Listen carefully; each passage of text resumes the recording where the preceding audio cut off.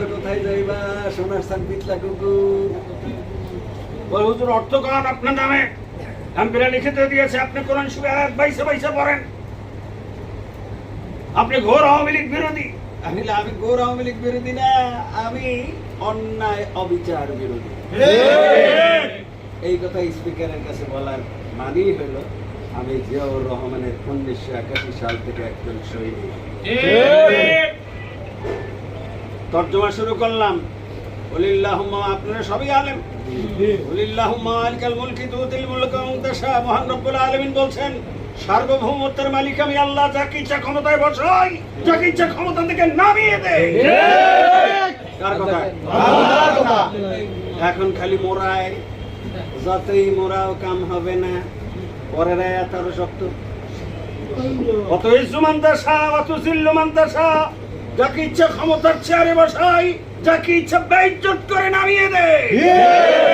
ওরা 5 তারিখে বেইজ্জত হয়ে একজন দুইজন যায় নাই, পুরো পার্লামেন্ট সহ ওদের ভাইরা যাইতে হয়েছে। কথা ঠিক?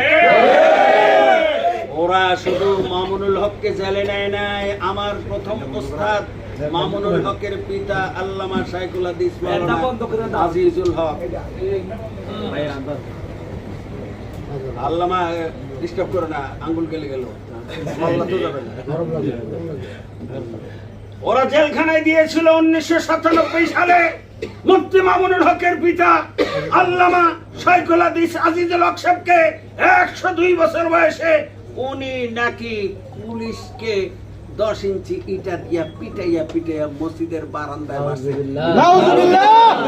এটা কোনো পাগল বিশ্বাস করবে? শাইখুল হাদিস আল্লামা আজিজুল হক সাহেবের ছাত্র হইল 10 লাখ। আর শাইখুল হাদিস সাহেবের ওস্তাদকে আপনাদের ফরিদপুরের কৃতি সন্তান শামসুল হক ফরিদপুরি রহমতুল্লাহ।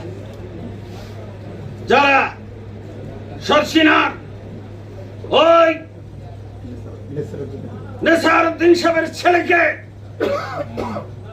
যারা নাকি এরকম জেলখানায় দিতে পারে 1996 সালে, যারা নাকি মুফতি মামুনুল হককে জেলে দিতে পারে, মুফতি মামুনুল হকের পিতাকে জেলে দিতে পারে, আর যাই হোক ওদেরকে আর কোনোদিন ওই ক্ষমতার চেয়ারে আমরা বসতে দেব না।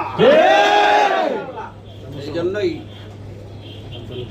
সম্মানিত ওলামায়ে কেরাম, আজ থেকে 5 মাস পূর্বে স্কাইপিতে আমাদের কয়েকজন সে ভাগ্যবান মৌলবীকে, আমার মতো দুর্ভাগ্যকেও উনি কল দিয়ে বলেছেন আমরা প্রত্যেক জেলা থেকে 100 করে